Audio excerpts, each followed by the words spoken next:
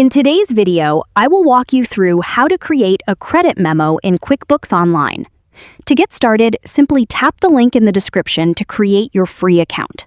Once you're in QuickBooks Online, look to the upper left of your screen and click the Create or Plus New button. From the Create menu, select Credit Memo. If the menu is long, you can type Credit Memo in the search field at the top to find it faster. Next, enter the credit memo details. Start by selecting the correct customer from the drop-down list. Review the billing information that QuickBooks fills in automatically and confirm that it is correct. Set the date of the credit memo to match when the credit should take effect in your books.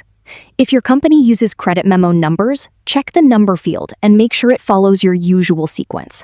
Next, move to the product or service table and add the items or services you're crediting back.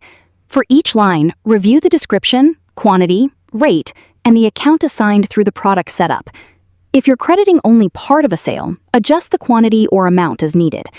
If you track classes or locations, assign them to each line. For sales tax, check the taxable setting and make sure it is correct. If the original sale was taxed and you're reversing it, make sure the credit memo uses the appropriate tax treatment. The tax will calculate based on your settings. Use the Message on Statement field to add a brief note that your customer will see. You can use the Memo field for internal details. If you have supporting documents, such as a return authorization, attach them to the credit memo. Review all the information before saving. Check the customer, date, credit memo number, products or services, quantities, rates, tax treatment, and total. When everything looks correct, click Save.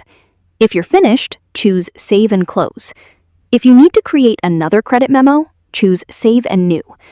After saving, the customer's balance will reflect the credit. The credit can then be applied to an invoice later if needed.